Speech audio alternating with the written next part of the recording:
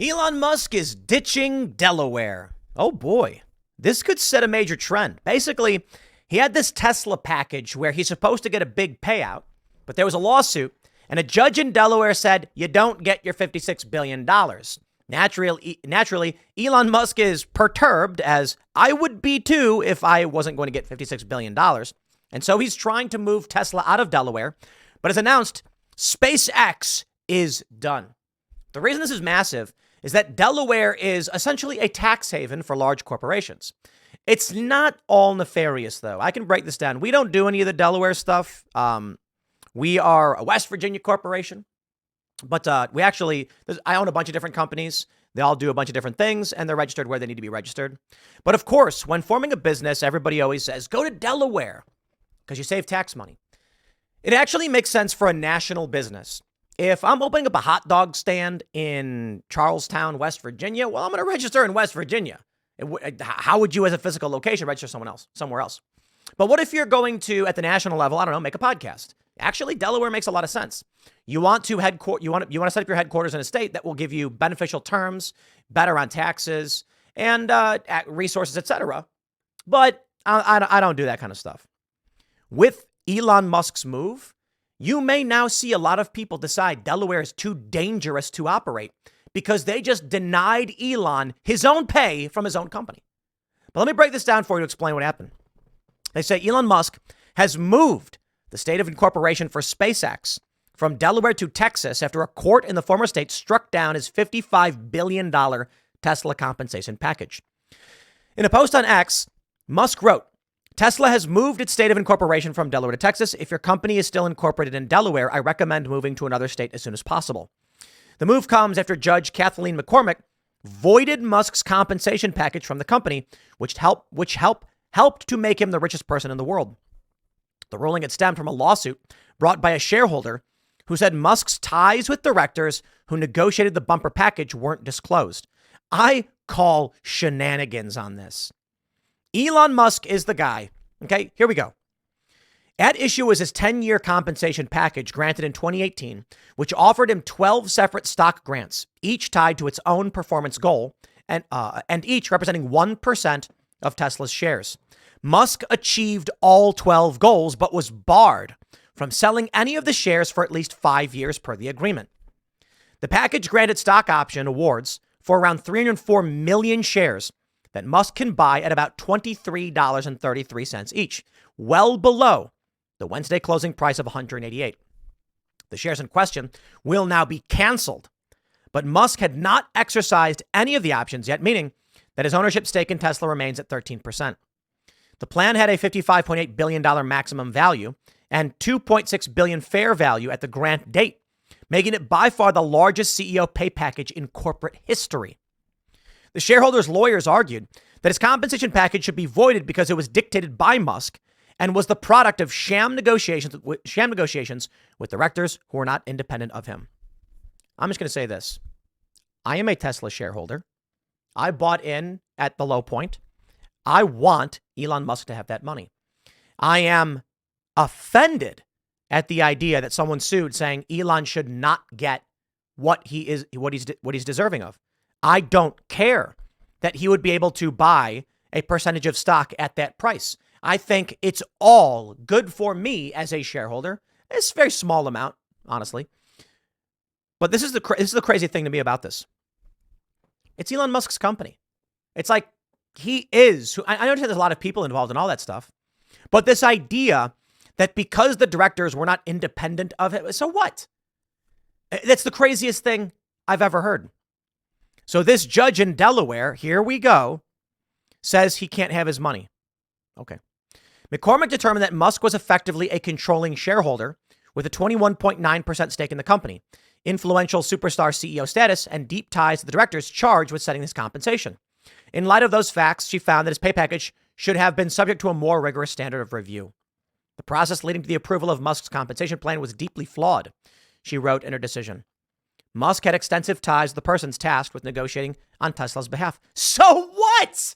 What? That makes no sense. So does Elon Musk. The value of the stock is predicated upon the success of the company. I call shenanigans on this. He said, never incorporate your company in the state of Delaware. To be fair, my guy, you operate out of Texas and California, but you do your compensation package or you do your company incorporation in Delaware. Surprise, surprise. I agree. Don't incorporate in Delaware. But I will say this too. This is the problem of being a publicly traded company. Timcast is not. It's a privately owned company. I own 100% of all the companies, and it will never be anything different. I will never take any investment from anybody. It will always be a dictatorship here at Timcast. It's mine, and that's the end of it. Yeah, I'm not going to play any of these stupid games. We've had people who've come and have talked about investment things like this. To be fair, they're with one outlier. The first company before Timcast, Scanner, Subverse, there are individuals who own, one other, Bill Ottman, good friend, and that's separate from the Timcast media assortment that we have. I'd never play this game. I think I get why Elon did what he did. I think this is political. I think there's concerns among powerful individuals that Elon Musk, like with buying X and shifting the political narrative so dramatically in this country, getting a $56 billion pay package will be bad. Elon made the company.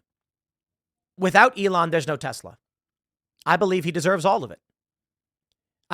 He deserves what he deserves. There are other people who are shareholders and everything like that.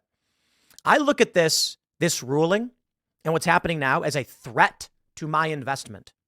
Because there's going to be people who are like, if Elon Musk is concerned, he will not get paid for his work. He will focus elsewhere and the company will suffer. And then I have to worry about whether my stock value goes down. I wonder if I have standing to sue this judge and sue in Delaware saying, you are threatening to put the value of my stock at risk by making this ruling against a pay package agreed upon by the company. All I know is I'm pissed off. First, I think it's shocking that they would do this, but more importantly, like, hey, man, I invested in this company. I bet that what? Who's going to want to own? Should I sell the shares? Elon's disincentivized. Elon's saying he's going to move Tesla to Texas. And here's what I would demand as a very small shareholder in the company as well. I demand Elon Musk get his pay. I do not see any negative to paying Elon. In fact, I see only upside across the board. But again, the big shift here may be based on this shockingly short-sighted move that Delaware just made, this judge made. I wouldn't be surprised if something happens and Delaware, I got to imagine there's politicians in Delaware going, what are you doing? Our bread and butter is attracting massive corporations to come to Delaware. Delaware is microscopic. It is a tiny place. It has beautiful streets. Was just in Wilmington last weekend. We went to, Delaware Park? Beautiful place, by the way. Racetrack and casino. Played some poker with the boys. Had a lot of fun. And Delaware really wants to risk losing all of that sweet, sweet corporate filing. That's amazing. Lawyers advise people to set up trusts and all of the stuff in Delaware.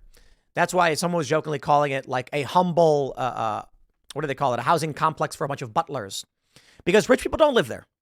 They do. Don't get me wrong. There's a lot of wealthy people there. But like the ultra wealthy set up trust funds and trusts to store resources, to save on taxes. This is crazy. They do this thing where they'll take a bunch of their money and they'll put it in a trust. That money is not taxed, right? Because it's not income yet. They're I'm probably getting this wrong, but the general idea is you put a bunch of money in a trust. The trust can make investments. The trust can earn interest. And it's not a person, so it's not taxed. Something like that. Until you take it out, then it's taxed. So it's like a trust could generate a ton of wealth without paying anything to the government. And then when you take from the trust to use, then you're getting that income. But there's a lot of clever tricks they do with Delaware. I say this. Okay, play that game. Now, maybe this judge might be like, no, you don't understand. I'm sure there's something there I don't see. Fine. But it's shocking to me to see a story where a guy who's the CEO of this company, who is basically transforming this company into one of the most valuable companies on the planet, and then they're like, let's disincentivize him from doing so. So what? Elon Musk's going to be like, okay, I'm going to move on from Tesla and focus on SpaceX where I make more money. I think SpaceX is the bulk of his wealth. And now he's moving to Texas. You reap what you sow. I'll leave it there. Next segment's coming up tonight at 8 p.m. over at youtube.com/TimcastIRL. Thanks for hanging out, and I'll see you all then.